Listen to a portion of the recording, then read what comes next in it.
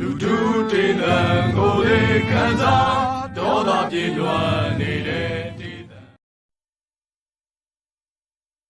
ရဲဘော်များမိတ်ဆွေများပြည်သူများအားလုံးကျမ်းမာပါစားလို့ကျမတို့ဖောက်ထွက် channel မှာနှုတ်ခွန်းဆက်သလိုက်ပါတယ်ဒီကနေ့မှာတော့2025ခုနှစ်မတ်လလူ့ဘောင်သစ်ဒီမိုကရက်တစ်ပါ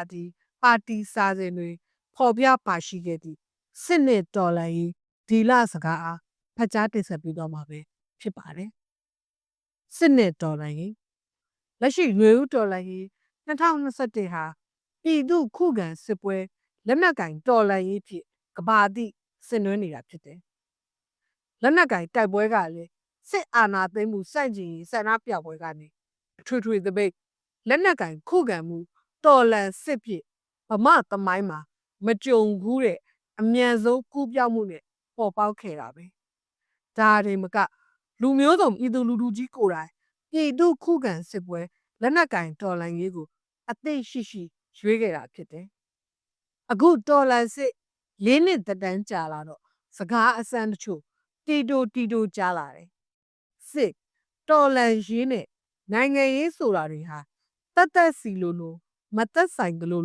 စသည်ဖြစ်တွေပေါ့လွန်ခဲ့တဲ့နှစ်30ကျော်40လောက်ကထောင်ထဲမှာမြေအောက်လုပ်ငန်းတွေမှာတောတောင်တွေကလက်နက်ကင်တိုက်ပွဲတွေကြားမှာ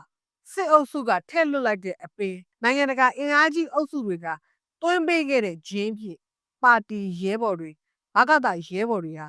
အဲ့ဒီမီးကြိုးမောင်းပြက်တစ်ပိုင်းကြောင့်လေလိုင်းတန်ကိုကြံ့ခံတွန်းလှန်ခဲ့ကြရဘူးလေ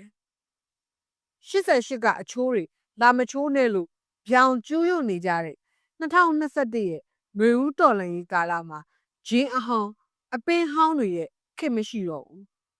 တပိုင်းကြောင့်အတွေးအပြောတွေလစ်ကုန်ကြပြီလို့အောက်မေ့တဲ့ကြားကမရဲပဲကျွဲပြဲစည်းဆိုသလိုတီတိုအတန်ပေးလာကြပြန်တယ်လူမောင်တဲ့ဒီမိုကရက်တစ်ပါတီဟာမိမိတို့ရဲ့မွေးရပါဖြစ်တည်မှုဒန်းတူရေးနဲ့ကိုယ်ပိုင်ပြဋ္ဌာန်းခွင့်တွေကိုစစ်လက်နက်အားကိုနဲ့အတ္တမချိုးနေခြေမုံးလိုက်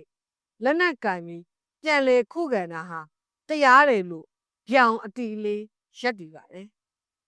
အကျန်းဖတ်ဝါရကိုစန့်ကျင်တာနဲ့တပြိုင်တည်းမှာတရားတဲ့ခုခံစစ်တွေကိုထောက်ခံတဲ့အကြောင်းလဲပါတီရဲ့အထွေနိုင်ငံရေးသဘောထားမှာ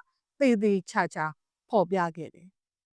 2021စစ်အာဏာသိမ်းပြီးနောက်ပိုင်းဖက်ဒရယ်ဖော်ဆောင်ရေးပြည်သူ့ကိုယ်စားလှယ်များကော်မတီ PRCF မှာပါဝင်တဲ့အခါကြတော့လေနိုင်ငံရေးနီးလန်းဆိုရမှာပါတီတည်ထောင်ခြင်းရွေးကောက်ပွဲဝင်ခြင်းစန့်ကျင်ခြင်းလွှတ်တော်တွင်ကိစ္စရပ်များဆောင်ရွက်ခြင်းအစိုးရအဖွဲ့တွေပါဝင်စီမံခန့်ခွဲခြင်းလူထုကိုစီယုံခြင်းဆန္ဒပြခြင်းတပိတ်တိုက်ပွဲစီခြင်းစပွဲဝိုင်းတွေဆွေးနွေးခြင်းတန်ခင်းတမန်ခြင်းဆက်ဆံရေးများဆောင်ရွက်ခြင်းလက်နက်ကင်တိုက်ပွဲဝင်ခြင်းစသည်ဖြင့်အားလုံးအကျုံးဝင်တယ်လို့ပါတီရဲ့အမြင်သဘောထားကိုမိတ်ဆွေအင်အားစုတွေကြားမှာရှင်းလင်းဖော်ပြခဲ့တယ်။ဒါကြောင့်စစ်ဆိုတာနိုင်ငံရေးရဲ့အဆက်ဆိုတာလို့နိုင်ငံရေးဆိုတာသွေးမထွက်တဲ့စစ်ပွဲပဲဆိုတာလို့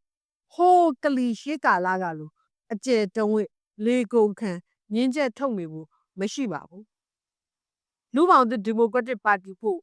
စစ်နဲ့တော်လှန်ရေးဟာနိုင်ငံရေးအလုပ်နိုင်ငံရေးနီးနာများတဲ့ကနီးလန်းများတာဖြစ်တယ်လို့တော်လှန်တဲ့မက်လကာလပါဒီလစကားဖြစ်ရဲဘော်များထံစကားပါလိုက်ပါတယ်။ရီညိုလူ့ဘောင်သစ်ဒီမိုကရက်တစ်ပါတီအထွေနိုင်ငံရေးသဘောထား2021ပါတိုင်းရင်းသားတော်လှန်ရေးအင်အားစုများနဲ့ပတ်သက်သောသဘောထားအကြမ်းဖက်ဝါဒနဲ့ပတ်သက်သောသဘောထားလူတို့တင်တန်ကိုလေးခံစားဒေါသပြေလွှမ်းနေတဲ့